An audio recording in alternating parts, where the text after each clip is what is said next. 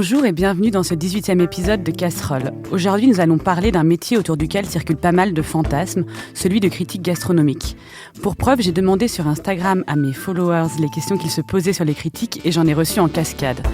Comment ne pas devenir blasé après tant de resto? Comment devient-on critique? Existe-t-il une sorte d'accréditation? Ça paye bien? Comment font-ils pour garder la ligne? Combien de repas font-ils par jour? Que mangent-ils en dehors de leur métier? Est-ce qu'ils arrivent à garder un rapport non obsessionnel à la nourriture? Comment reste-t-on impartial en fréquentant ce milieu? Est-ce qu'on leur propose souvent des pots de vin? Souffrent-ils de leur réputation de personnes méchantes? Ont-ils des remords quand ils écrivent des critiques cassantes et dures? Pourquoi sont-ils tous blancs? Pour tenter de répondre à quelques-unes de ces questions, nous sommes donc avec N'ayons pas peur des mots, le critique gastronomique le plus connu de France. Bonjour François Simon. Bonjour Sosie. Et avec Stéphane Méjanès, journaliste et critique gastronomique, qui sortira dans 7 jours son livre « Tailler une plume, croquons la critique gastronomique » aux éditions de l'Épure, pamphlet qui dresse le portrait de 10 typologies de critiques de la diva à l'influenceur. Salut Stéphane. Bonjour Zazie. Gilles Cousin n'est pas là malheureusement à cause d'une migraine. Pourtant c'est pas notre chroniqueuse vin, c'est la chroniqueuse légumes. Et comme quoi faut pas abuser trop de légumes le jeudi soir. Aujourd'hui rien à boire et rien à manger. Il est 10h du matin et on va le voir, le critique doit se maintenir en forme. Mais pour commencer, je voulais vous demander à tous les deux le cliché que vous entendez le plus souvent sur votre métier. Il n'y a pas tellement de clichés en fait. Non, on me dit toujours impossible de t'inviter à la maison. Ouais. Voilà, je peux plus faire à manger pour toi parce que tu dois manger tellement des choses formidables toute la journée que c'est impossible de t'inviter. C'est peut-être un peu un cliché parce que c'est peut-être pas vrai que vous mangez des choses formidables toute la journée. C'est absolument pas vrai. Je sais pas si François le confirme. Ouais, jamais invité, rayé des listes. Et j'en suis ravi de dire. Parce que souvent, on bouffe mal à la maison. Ouais. Parce que les gens, ils ont un rapport au don, à la générosité qui est parfois étouffante. Ils veulent vraiment vous gaver, que vous repartiez lourd comme une vache. Ne plus pouvoir faire l'amour après, il y a une sorte les amitiés sont souvent encombrantes et envahissantes. Et quand les gens font la cuisine, là, ils mettent le paquet, ils vident le frigo et bam. Et si jamais on en laisse, il y a une sorte de suspicion, c'est-à-dire, et d'une, on n'aime pas la bouffe, et deux yeux, on n'aime pas nos invitants. Et il y a une sorte de tension. Donc il faut terminer les assiettes. Enfin, ça va, c'est pas la mine de sel. Mais ça, c'est lié au fait que vous êtes critique ou c'est l'amitié en général? Les choses sont confuses, vous savez, dans la vie, et on nous prend souvent pour ce qu'on n'est pas. Ouais. Dans l'introduction de votre livre, Stéphane, vous rappelez un peu l'histoire des critiques gastronomiques. Et moi, il y a une partie qui m'intéresse particulièrement, c'est dans votre introduction, c'est sur les critiques qui étaient en fait des anciens collaborateurs et que les grands journaux mettaient là parce que comme ça, ils dérangeaient pas trop. Apparemment, on n'avait pas besoin de carte de presse non plus pour être dans ces rubriques-là. Non seulement ils dérangeaient pas trop, mais ils étaient autorisés à exercer leur travail de journaliste dans 2 domaines qui n'avaient pas été imaginés comme dignes d'intérêt par la censure. C'était le tourisme et la gastronomie. Donc voilà, par une espèce de bienveillance, on sait que cette période a été quand même très très trouble, très compliquée, l'épuration et la libération et tout ce qui s'est passé à ce moment-là. Donc voilà, pour leur laisser un peu une dernière chance, on les autorisait à écrire dans ces 2 rubriques-là. Et effectivement, il se trouve que, notamment Courtine, qui se faisait appeler l'Araignière, donc, référence évidemment à Grimaud, a pu intégrer la rédaction du Monde après 5 ans de prison, début des années 50, et jusqu'à sa mort. Jusqu'à fin des années 90. Donc il a écrit vraiment des nombreuses années et les lecteurs ont découvert à sa mort effectivement son passé collaborateur parce que Le Monde a fait une nécrologie où il ne pouvait pas faire l'impasse. D'ailleurs, je crois que c'est un ancien résistant qui a dû écrire sa nécrologie. Et il y a un article assez intéressant de Raphaël Baquet, qui est journaliste au Monde aussi, une enquête sur Courtine. Et il y a pas mal d'anecdotes assez drôles, notamment sur le chroniqueur sportif Olivier Merlin qui, au moment où Courtine a été embauché, était rentré dans le bureau du père Beuve-Méry qui dirigeait Le Monde et qui lui avait dit si des types comme lui l'avaient emporté, patron, c'est tout le journal qu'on aurait dû écrire en lettres gothiques. C'était une bonne histoire, mais je crois que François l'a connu. Ouais, j'ai eu le privilège de rencontrer, enfin, ne prenez pas ça mal, mais j'aime bien les exclus, les gens qui sont barrés, raturés, il y a une croix dessus. Et lui, on faisait partie, personne ne pouvait le voir, le sentir. Jacques Maximin, un grand chef, l'avait été le saluer au cours d'un grand banquet qui réunissait tout le gratin. façon de parler de la presse. Et bien sûr, Courtine, c'était quand même un des plus majeurs. Sa chronique du Monde, le vendredi, remplissait ou vidait les restaurants. Il était aussi important que Goemio. Et donc Jacques Maximin va le saluer. Il trônait au centre d'une grande table, comme ça, avec des invités. Donc Courtine se lève, il lui tend la main, et à ce moment-là, Jacques Maximin, d'un mouvement d'une extrême violence, le tire sur la table et l'allonge parmi les bouteilles, les assiettes et les couverts. Et j'ai rencontré quelques fois, c'était assez touchant parce que c'était à la fin de sa vie, et c'était comme une feuille morte qui lentement rejoignait le sol. Et donc il me racontait, personne ne voulait de lui. Donc moi j'écoutais, j'adore écouter. Et donc il me racontait sa vie, qui était assez triste. Il était assez seul ? Il n'y avait personne. Le jour de son enterrement, il y avait quand même des visages qui vous auraient fait hurler de frayeur, parce qu'il y avait toutes les anciens collabos qui étaient là. Et c'était un monde très bizarre, quoi, très esselé, avec des grandes gueules qui étaient obligées de la fermer, parce ils s'étaient vraiment bien plantés, quoi. Et en même temps, il était obligé de la fermer, mais il avait cette chronique qui, il me semble, en tout cas selon l'article de Raphaël Baquet, était très lue et respectée des restaurateurs. Il était invité à toutes les tables. Apparemment, il payait jamais son addition. Et au Bristol, par exemple, on lui avait même mis à disposition une suite où il pouvait faire la sieste en galante compagnie après ses repas. Oui, l'histoire est plus précise là-dessus. Parce qu'un jour, l'hôtel l'invite, bien sûr, et à la fin du déjeuner, on lui donne une clé. Et effectivement, il était attendu dans la chambre par une charmante et galante compagnie, histoire de le remercier pour tous les papiers qu'il avait faits. Donc, l'araignère Courtine grimpe à la piaule, et puis bon. Mais la semaine suivante, il revient à l'hôtel, et là, panique dans les rangs. On se demande, mais... ce qu'il voulait, et en fait, il voulait la suite, quoi, à nouveau. Donc, il a fallu organiser, et c'est devenu un rituel. Mais c'était pas prévu pour durer comme ça éternellement. Il avait également son parking, où il rangeait sa vieille 204 dans les sous-sols. Mais du coup, ce qu'on retient peut-être de cet épisode, c'est que dans le journalisme, la gastronomie, la cuisine, ça a longtemps été vu comme une rubrique mineure. Est-ce que c'est toujours le cas ? Moi, je pense que oui, même si on en parle beaucoup et que la cuisine, la food, comme on dit aujourd'hui en bon français, occupe beaucoup de terrain à la télévision, à la radio, la preuve, on est ici, ou sur les podcasts. Mais malgré tout, ça reste pas sérieux. Je disais tout à l'heure à François, moi j'ai eu 2 domaines principaux dans ma carrière de journaliste. Je suis un vieux journaliste, mais un jeune journaliste gastronomique. Et j'ai longtemps travaillé à l'équipe.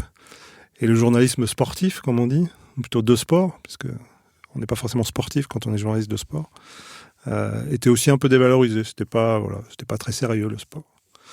Et la gastronomie, c'est un peu ça aussi. C'est juste de la cuisine. Voilà. Je suis pas certain que ce soit la rubrique la plus considérée. Je suis pas tout à fait d'accord avec vous, Stéphane, et ça me fait plaisir. Bien, c'est pour ça qu'on est là. Je pense que dans les grands journaux, la rubrique de gastronomie était l'équivalent aussi de celle de théâtre. Et c'est souvent les journaux qui avaient des problèmes par rapport à leur indépendance. Leur liberté d'esprit, c'était souvent dans ces rubriques qu'ils ne mangeaient pas de pain, entre guillemets, où ils pouvaient prouver qu'ils avaient vraiment un esprit frondeur. Alors que en politique étrangère, etc., en médecine, ils étaient barrés, ils étaient coincés dans une doxa, dans un discours très axé. Alors qu'en revanche, ils pouvaient se dire, regardez, on est des journaux libres, parce qu'en théâtre, en gastronomie, on peut dire vraiment ce que l'on pense. Et la gastronomie est devenue l'un des derniers fiefs où on pouvait écrire des critiques assez acerbes. Alors qu'en même temps, je vois le monde des livres, le monde du cinéma, le monde du théâtre, et quand même il y a des journalistes qui sont de la maisonnée, quoi, qui sont pas dans une littérature d'accompagnement ni courtisane, mais qui sont dans la maison du théâtre, dans la maison du cinéma. En revanche, en gastronomie, il y a toujours eu des francs-tireurs qui, in fine, prouvaient une certaine indépendance d'esprit du journal. Je pense que c'est propre à la critique, oui. En général, l'exercice de la critique, quel que soit le domaine, fait qu'on peut être frondeur, mais ces frondeurs-là, moi, j'en vois plus beaucoup aujourd'hui, non plus dans la gastronomie. C'est plus à la mode. Non, et puis on va en parler, mais il y en a plus beaucoup. Je pense aussi, quand vous disiez que dans le théâtre, dans la littérature, on appartenait à un milieu, je pense que dans la critique aussi, et il faut être capable d'être indépendant de ce milieu, de ne pas vouloir être aimé des gens qui font ce milieu. Et ça, je pense que plus beaucoup de critiques font ce choix-là. Mais on va en parler. Moi, je voulais revenir, François Simon, sur votre début dans le métier. Je crois que c'est chez Igot & Millot que vous avez commencé à faire de la critique. Oui. Comment ça s'est passé ? Comment on est formé à ce métier-là ? Comment vous avez appris, vous ? J'ai jamais appris. Et aujourd'hui, je sais toujours rien. Sincèrement, la connaissance m'a jamais été une chose qui m'a fasciné. Au contraire, je trouve que les gens qui en savent beaucoup en savent trop. Et du coup, leur discours s'est embarqué dans une galaxie qui nous échappe, nous, Pékin de base. Et la connaissance, chez moi, est quelque chose de totalement... en totale liberté, j'arrive beaucoup mieux à mémoriser les noms des joueurs de football que, hélas, pour ma vie en société, des littérateurs ou des grands artistes. Et moi, j'y connaissais absolument rien. D'ailleurs, quand Christian Millot m'a appelé, j'étais au Matin de Paris à l'époque, en 1981. Et j'ai dit, mais j'y connais rien. Moi, je mange des yaourts, des pizzas, et je bois du coca. Il m'a dit, c'est pas grave, on va vous apprendre, François. Ils m'ont jamais appris, ils m'ont juste jeté dans la piscine. Mais peut-être qu'il y a quand même quelque chose, alors je ne sais pas si c'est de l'ordre de l'apprentissage, mais le fait justement de rester anonyme, cette façon de procéder en tant que critique, ça c'est peut-être quelque chose que faisait Igot & Millot. Alors Igot & Millot, Christian Millot et Henri Gault étaient des gens très connus et je pense qu'ils avaient fini d'être incognito. En revanche, les quelques inspecteurs qui travaillaient avec eux, on était 5-6 à peu près, on était tenus à un total incognito et puis on avait vraiment intérêt à surtout pas montrer son museau. Payer les additions, réserver sous d'autres noms. Et moi, j'ai pris goût à cette vie un peu d'inspecteur masqué. Il y avait une vie de clandestinité, j'ai même appris à connaître mes autres noms comme si c'était ma véritable identité, donc à se dédoubler, à avoir une vie totalement schizophrénique et passionnante. C'était quoi vos noms ? C'est le bureau des légendes un peu. Ouais, exactement. Malotru. Ouais. C'était exactement ça, donc on disparaissait comme les lettres du générique, quoi. Et du reste, je pense que ça a totalement impacté ma structure mentale. J'ai un appétit de dissolution, de disparition. On me marche-mêle sur les pieds et j'en prends un immense plaisir. Et c'était quoi vos noms ? Vous pouvez les donner ou... Non mais quoi encore ? Juste un, peut-être. Non. Et justement, peut-être on peut arriver à cette question de l'indépendance dans la critique. Vous, Stéphane, dans votre livre, en fonction des portraits que vous dressez, donc c'est 10 portraits, ça va de la diva à l'influenceur, à l'ancien, l'antique. Donc ils payent pas tous leur addition de la même façon. La diva, par exemple, vous écrivez, ils se vantent de régler toutes ces additions, mais la monnaie ne sort pas de sa poche, ça ôte quelques angoisses et n'ajoute rien à l'objectivité. Oui, c'est ce que je pense foncièrement. Dans la diva, effectivement, c'est un peu tous ces journalistes qui nous expliquent qu'ils travaillent pour la grande presse. C'est le terme consacré. Et il y a quelques grands journaux encore aujourd'hui, et Dieu merci. Moi, j'adorerais payer toutes mes additions. Et je le fais chaque fois que je peux. Simplement, moi, je ne travaille pas pour la grande presse.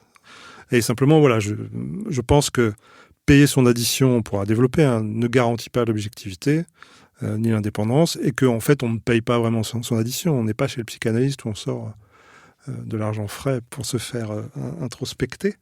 Là, c'est la carte bleue business du journal. Et c'est très bien comme ça, encore une fois. Et moi, je pense que c'est légitime et normal de payer son addition, que le restaurateur a cuisiné, a travaillé, il a des charges, on devrait tous payer nos additions. Aujourd'hui, la presse, l'économie de la presse, fait que très très peu de journaux sont en mesure, ou font le choix, peut-être qu'ils mettent l'argent ailleurs, mais en tout cas, moi j'ai très très peu de défraiements pour les tables que je fais. Et vous, François Simon, c'est quoi votre point de vue vis-à-vis de ça ? Est-ce qu'on peut être un bon critique sans payer ses additions ? Alors là, une question embarrassante. Moi, j'ai du mal à me mettre à la place des autres. Moi, je sais que j'ai toujours défendu, je me suis battu pour pouvoir être remboursé et pouvoir travailler, pas objectivement, parce que ça n'existe pas, mais honnêtement. Et c'est vrai qu'aujourd'hui, les journalistes devraient quand même être déontologiquement un peu plus sérieux qu'ils ne le sont, quoi. Mais comme le dit si bien Stéphane, les journaux ont d'autres soucis aujourd'hui. La presse est même survie de façon miraculeuse. Et de dégager des frais comme ça importants pour un restaurant, c'est presque obscène. Mais en même temps, moi, j'ai eu la chance de vivre à une époque qui existe encore par petites failles, où effectivement, on pouvait aller au restaurant et être remboursé. Et du coup, l'exercice de critique était d'autant plus facile. Il était même impérieux de dire ce que l'on pensait, et non point de cirer les pompes une deuxième fois, et ce qu'ont fait certains, comme s'ils voulaient s'amender d'une faute originale qui n'existe pas. Donc moi, je suis militant d'un journalisme qui pratique une déontologie. Mais c'est aujourd'hui devenu hyper dur, quoi. Et j'ai eu la chance, moi, d'être dans des grands journaux qui avaient les moyens de respecter cette vision des choses. Et j'imagine aussi qu'on va... Maintenant, tous les deux, on vous reconnaît quand vous entrez dans des restaurants. Est-ce qu'on va forcément être mieux servi aussi parce qu'on est critique ? C'est-à-dire, même moi qui fais de la critique, on m'a déjà amené les plats en plus, etc. C'est pas une légende, cette idée. Moi, j'ai une formule toute bête. On ne fait pas d'un âne un étalon. Donc, c'est pas parce qu'un critique gastronomique entre dans un restaurant que tout à coup, le chef va se transformer en grand chef. S'il est médiocre, il restera médiocre. S'il est très bon, il restera très bon. Ça, c'est une chose. Après, moi, je crois, je suis peut-être un petit peu naïf, mais je crois au travail des restaurateurs, qui ne sont pas des escrocs, à quelques exceptions près, qui font ça parce qu'ils ont envie de faire à manger aux gens, qu'ils ont envie de bien les recevoir, de bien les accueillir, qui font de leur mieux. Moi, je regarde, évidemment, ça, la base du critique gastronomique, c'est quand il est attablé, même s'il était reconnu, même s'il est accueilli comme critique gastronomique, c'est de regarder ce qui se passe tout autour, ce que faisait très bien François, ce qu'il fait toujours. Mais moi, je me souviens de François Simon sur Paris Première, dans l'émission de Thierry Ardisson, et c'était magique pour moi. Je n'étais pas du tout dans la gastronomie à cette époque-là, mais ce regard extérieur, intérieur, et voilà. Et donc, il raconte ce qui se passe autour, et c'est la base, et c'est comme ça qu'on voit si un restaurant est digne de ce nom, si tout le monde est bien accueilli, ou si effectivement on est mieux traité. Je le dis, je crois que je l'écris dans le livre, on voit tout de suite la flagornerie. Après, on n'est pas mieux traité, on est traité différemment, oui, je crois. On peut nous apporter un plat supplémentaire. Moi, je l'entends souvent comme... On n'est pas assis à côté des toilettes. Oui, moi, ça m'est arrivé. Ça, moi, je suis pas bagel pour ça. Voilà. Mais en tout cas, et un plat supplémentaire, c'est souvent aussi une façon de faire découvrir, de faire tester un plat, de faire découvrir un univers. Moi, je suis plutôt dans la catégorie que je décris dans mon livre. Je suis plutôt un peu le glouton. Donc moi, j'ai toujours envie de manger et de découvrir toutes les facettes du travail d'un chef. Entrée, plat, dessert, parfois, c'est un peu limitatif, même si c'est une bonne indication et qu'il faut en passer par là. Mais donc un plat supplémentaire, moi, ça m'apporte une information supplémentaire. Vous, au contraire, je ne sais pas si c'est au contraire, mais François, quand je vous avais interviewé sur un autre sujet, et vous disiez que maintenant, vous pigez assez vite comment fonctionnait le restaurant, et parfois, un seul plat au déjeuner, ça vous suffisait pour écrire votre critique. Ouais, heureusement, j'arrive maintenant, il serait temps d'ailleurs, j'arrive à choper un restaurant, pas dans sa vérité, mais dans ce qu'il montre, sachant qu'on travaille beaucoup à la superficialité, au simulacre, à la tromperie.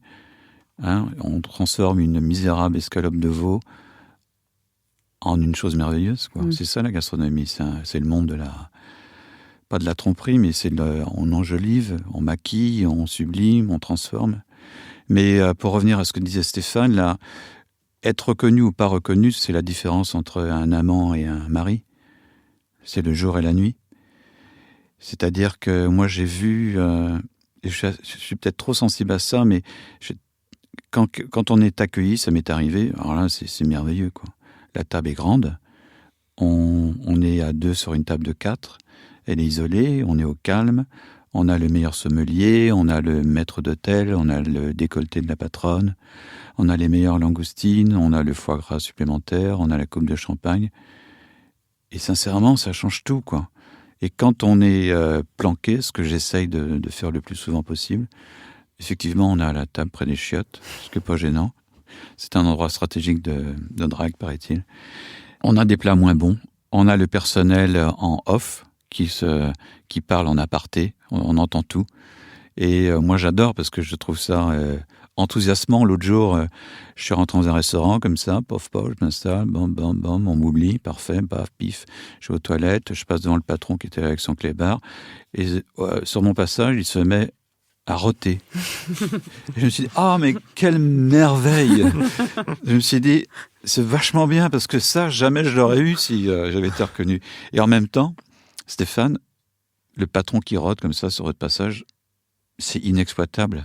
On peut le raconter entre nous, mais ça veut rien dire. Peut-être que sa cuisine peut être très bonne. Vous voyez, il y a des choses comme ça. C'est ça le truc. Il y a aussi, avant d'aller au restaurant, il y a comment se fait le choix du restaurant dans lequel on va aller. Et c'est là peut-être qu'intervient un monde, je pense que les gens qui ne sont pas de ce milieu-là ne connaissent pas du tout, c'est celui des attachés de presse, donc qui vont représenter des chefs, qui vont envoyer des invitations aux journalistes, mais aussi aux influenceurs, à tous les gens qui sont susceptibles peut-être de parler en bien sur le restaurant. Comment on fait justement aussi pour résister à ça et continuer à choisir des restaurants au hasard, dans lesquels on a envie de manger, mais qui ne soient pas influencés par ce monde médiatique où finalement tout le monde finit par écrire sur les mêmes adresses? Alors là, moi je suis mal placé pour vous répondre honnêtement, parce que j'ai le privilège inouï de travailler dans des conditions magnifiques, c'est-à-dire de pouvoir payer mes additions, donc ça change tout. Et j'ai la chance de ne pas devoir répondre aux attachés de presse, qui font souvent un travail ingrat, parfois de défendre des tables qui ont pris l'option de favoriser la communication, à prendre un meilleur chef ou à payer un peu mieux les produits. Et moi, j'ai la chance d'échapper à cet univers-là. Mais je vois bien comment ça fonctionne.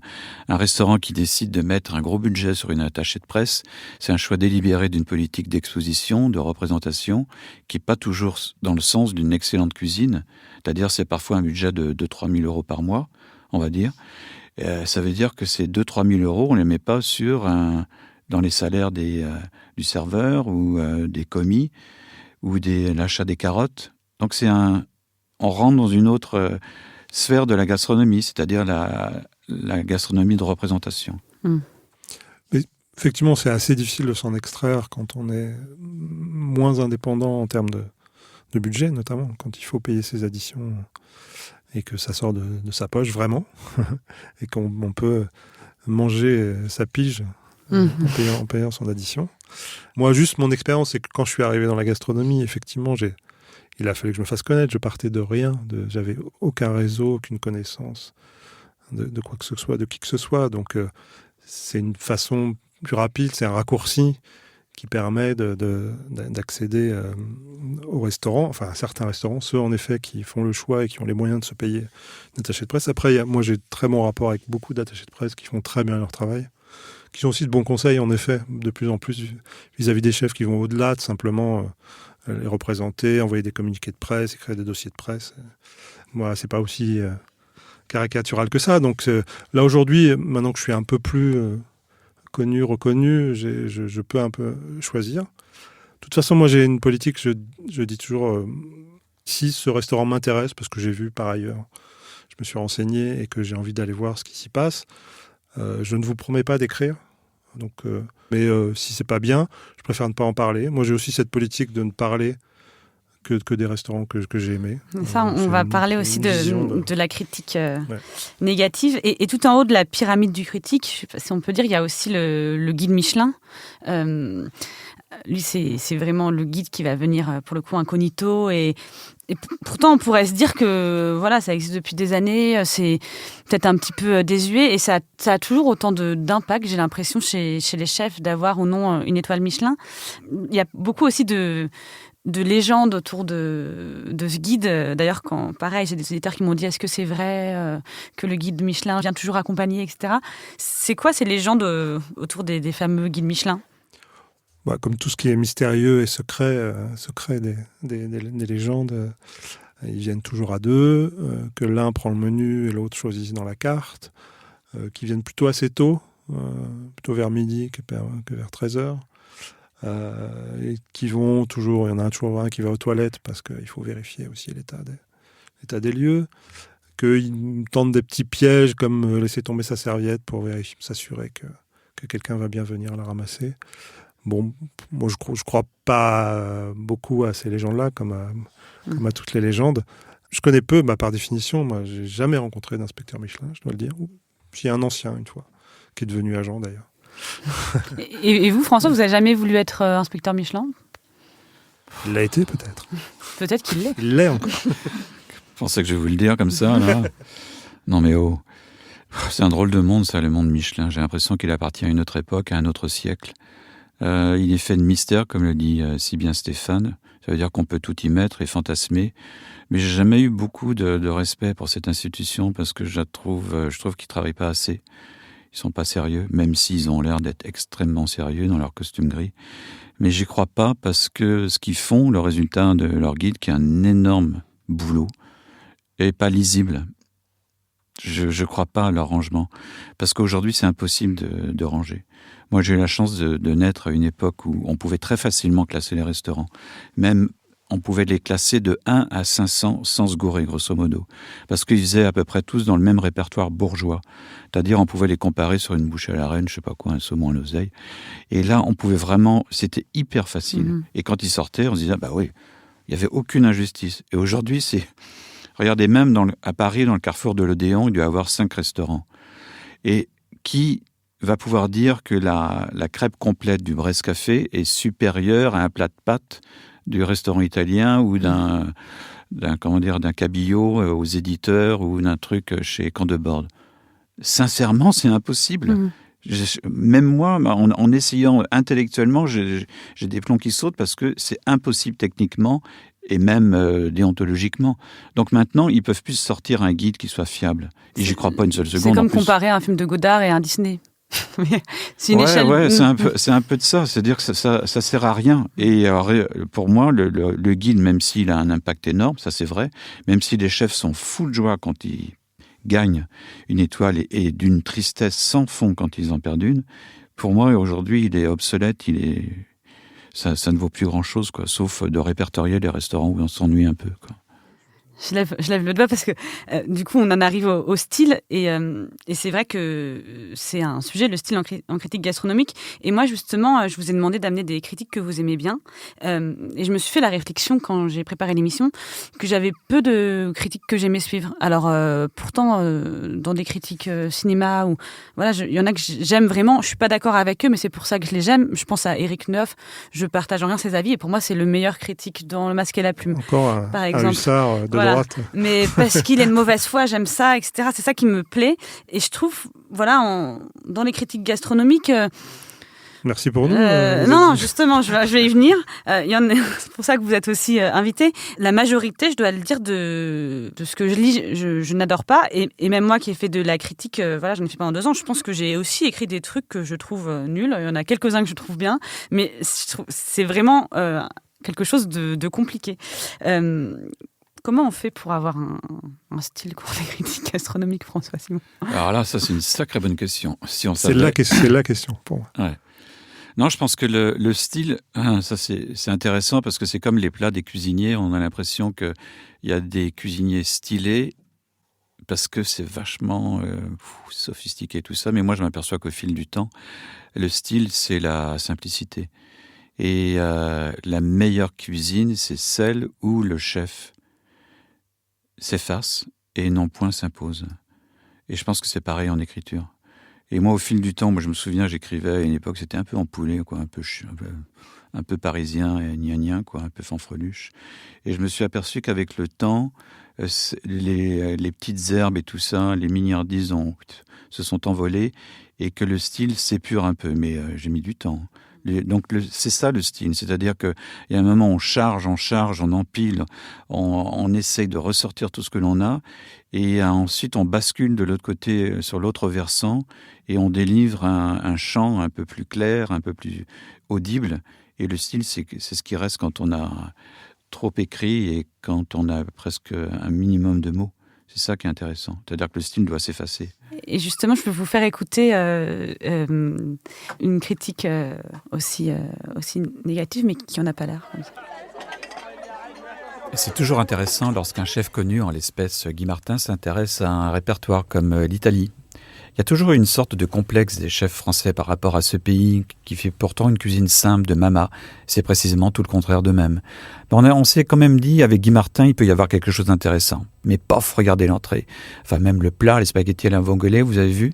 La portion, c'est ridicule. Même à un prix réduit, on n'en veut pas. Ce qu'on aime dans les pâtes, c'est la générosité, c'est l'allant, c'est le muscle, c'est le volume. Parce qu'on a faim, parce qu'on est content, on est joyeux, c'est ça la cuisine italienne. Alors quand on est un peu chiche, quand on est un peu sixième, c'est pas marrant, quoi. C'est vite fini, on a envie de repartir, l'addition, allez hop, c'est fini. On reviendra plus, bien sûr. Ciao, bello. Voilà, alors c'est vous, François Simon. Méchant. Quel est méchant cet homme. Oui, mais en même temps, je trouve ça parfaitement tracé, quoi. C'est génial, c'est moins de 2 minutes, c'est dit sur un ton complètement posé, etc.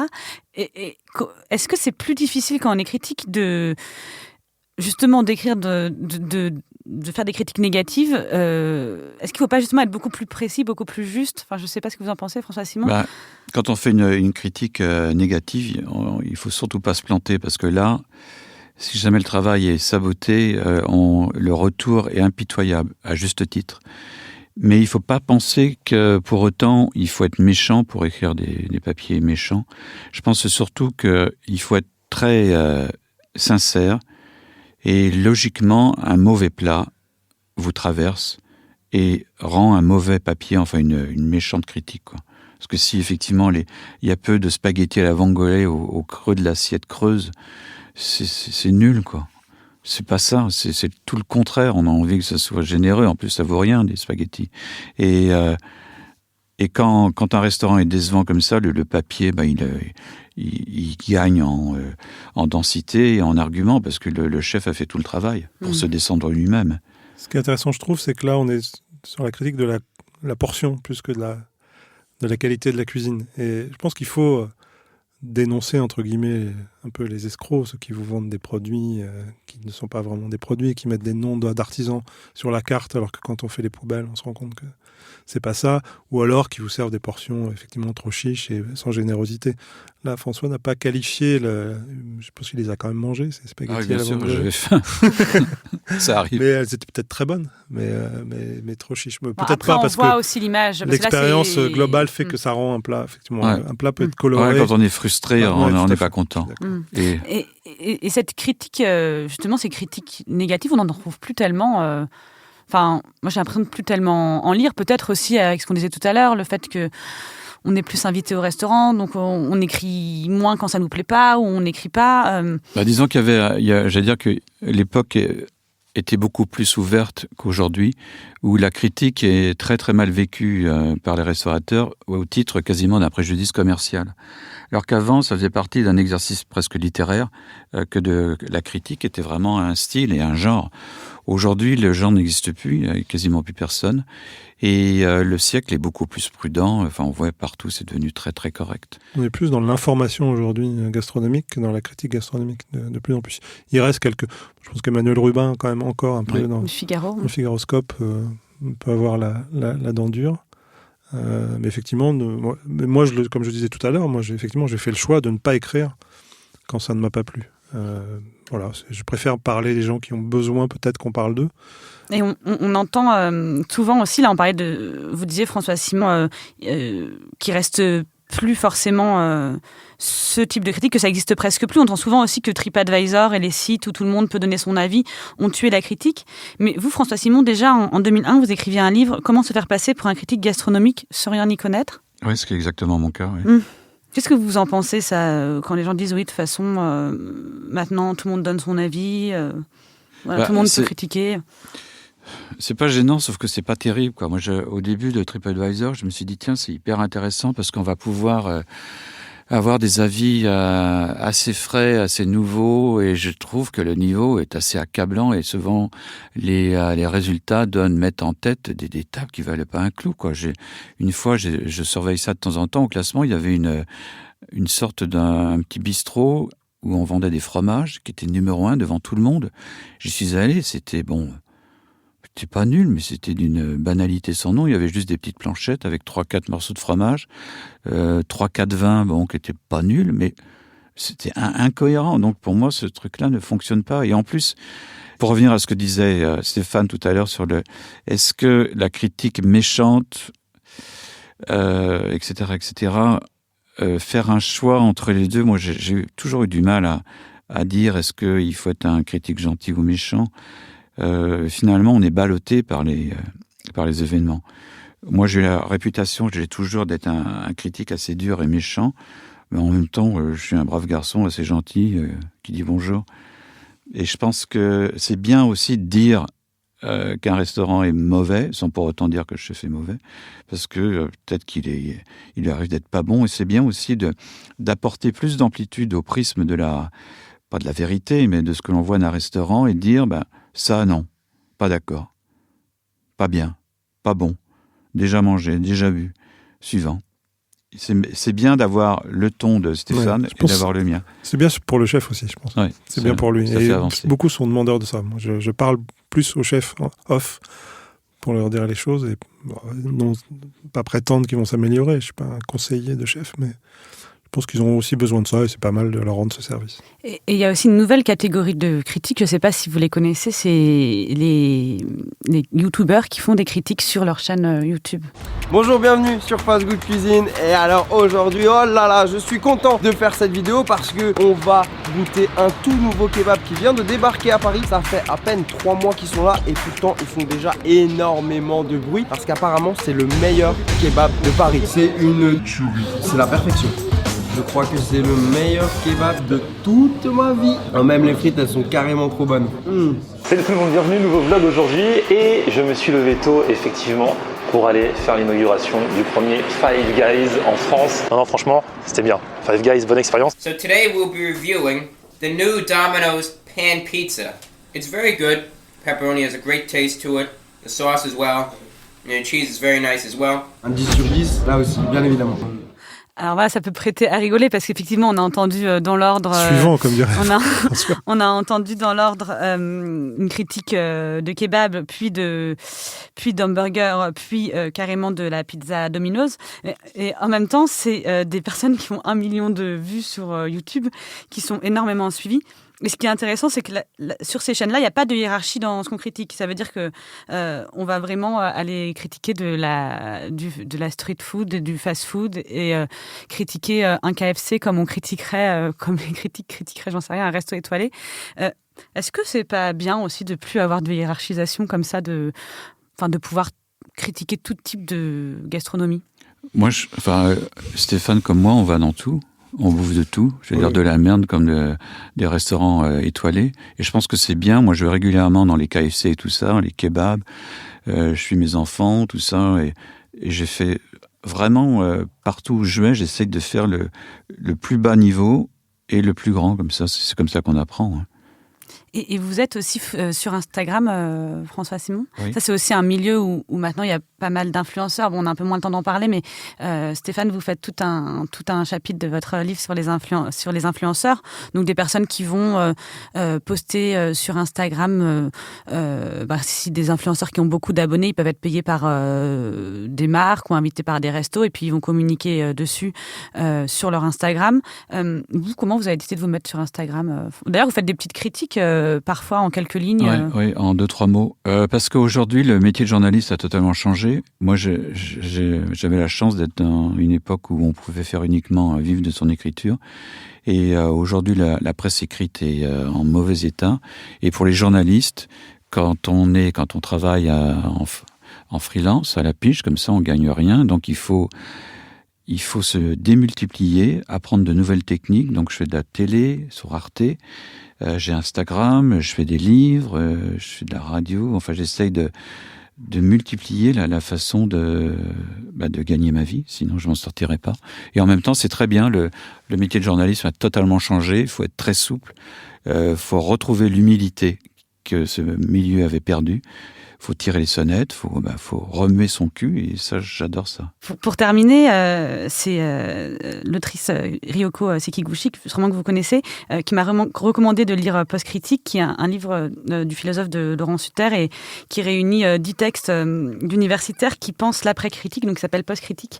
Et un des textes de Johan Farber parle de la critique littéraire, mais j'ai trouvé que d'un certain côté, on pouvait l'adapter aussi à la critique culinaire. extraordinaire. Il parle justement du débat qu'il y a eu il y a une dizaine d'années sur la critique littéraire est-elle morte. Tous les critiques littéraires débattaient entre eux. Et moi, depuis longtemps, j'avais envie de faire un texte sur la critique gastronomique est-elle morte. Voilà comment je conclue l'émission. Aucun journal ne me l'a pris pour le moment. Mais est-ce que comment vous imaginez, vous, dans un avenir idéal, la nouvelle critique, la critique gastronomique, je ne sais pas. Ce qui est bien, c'est qu'il n'y a pas de réponse. Ça veut dire qu'elle est totalement en train d'arriver. Elle arrivera avec un nouveau vocabulaire, une nouvelle sensibilité, une nouvelle génération. Et moi, je suis ravi, comme j'étais ravi à une époque d'arriver et d'avoir l'infini plaisir et l'immense bonheur de marcher sur la tête de mes aînés. Voilà. On va bientôt vous marcher sur la tête. Ah oui, j'attends ça, oui. J'adore être piétiné. Ouais, moi je suis assez d'accord avec ça. Tout s'écrit, voilà, il n'y a pas de mort, il n'y a pas de renaissance, il y a un continuum, il y a une histoire qui s'écrit. Et notamment tous ces nouveaux outils et Instagram, moi je pense à un jeune homme que j'aime beaucoup qui s'appelle Adrien Gonzalez, qui a écrit au Figaro et qui a fait récemment un peu le buzz avec le fameux Mortadell Gate des Galeries Lafayette, et qui avait posté une story sur Instagram qui était un exercice journalistique très très intelligent, très malin, utilisant l'outil Instagram. Et il a construit un petit objet journalistique qui était une story. Donc, et voilà, ces nouveaux formats aussi s'inventent et c'est tant mieux. Et moi, donc c'était cette histoire de mortadelle, c'est une mortadelle géante qui avait été exposée lors de l'inauguration d'un food court sur les Champs-Élysées et qui avait fait scandale parce que c'était une débauche de viande, on ne savait pas ce que c'était devenu. 1,5 tonne de mortadelle. Et lui, il a plein de points de vue. Moi, je lui ai dit que ça ressemblait à Sophie Calle, un peu, parce qu'il avait fait un mélange entre Hunter S. Thompson et Sophie Calle. C'était très malin et c'était très moderne et c'est très agréable de voir des jeunes gens comme ça. Et il y en a plein, encore une fois. On arrive à la fin de l'émission. Solène me fait le signe, il faut s'arrêter maintenant. Je vais vous demander quand même rapidement un conseil que vous pouvez donner à nos auditeurs. Hein. Ça peut être un resto que vous aimez en ce moment ou un livre sur les critiques ou un documentaire. François Simon, est-ce que vous avez... Alors c'est drôle, on a le même. Ah. C'est le livre de Ryoko Sekiguchi, Nagori. Formidable livre, un essai sur le temps qui passe, que l'on essaye de saisir, retarder ou précéder. Et c'est la nostalgie, précisément un Nagori de ce qui vient de se passer. La nostalgie des saisons, des mirabelles, des fraises, des truffes. Et c'est superbe, très beau livre. C'est un très beau livre, effectivement, qui remet notamment en question la notion de saison. Il y a beaucoup d'ayatollahs de la saison aujourd'hui. Stéphane, coup, je te laisse donner un autre. Ouais, moi j'aime beaucoup...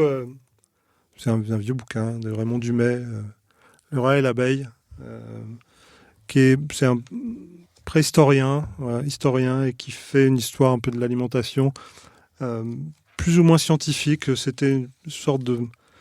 pas autodidacte, mais il aimait plein d'hypothèses sur l'histoire de la gastronomie, de la cuisine, comment on a évolué, comment on a toujours tendu vers faire mieux, sauf, moi c'est comme ça que je l'ai analysé, sauf depuis quelques années où on fait moins bien, notamment l'agriculture a fait de moins en moins bien et la restauration fait de moins en moins bien. Et on est aujourd'hui, je pense, dans ce basculement où on revient à une conscience de faire mieux pour les produits et pour la cuisine. Et de ce point de vue, donc Le rat et l'abeille de Raymond Dumay chez Libretto est assez éclairant. Et je vois que vous avez amené un autre livre, mais je le mettrai, on n'a plus le temps, je le mettrai sur le site de l'émission. La chair et l'esprit, une histoire de la culture alimentaire chrétienne.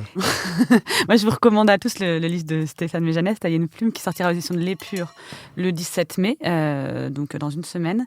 Je vous recommande aussi d'aller faire un tour sur le site de François Simon, simonseis.fr. Voilà, il y a plein de choses super à lire. Je vous remets toutes les références dont on a parlé sur le site Binge et sur la page Facebook de l'émission Casserole. Si vous voulez me parler de vos critiques préférées, vous pouvez m'écrire à zazie@binge.audio ou sur mon Instagram zazie_miam. Ça me fait toujours très plaisir de recevoir vos messages. Et si cette émission vous a plu, n'hésitez pas à mettre 5 étoiles sur iTunes. Je vous dis à dans 15 jours. En attendant, n'oubliez pas de bien manger. C'est important. Binge.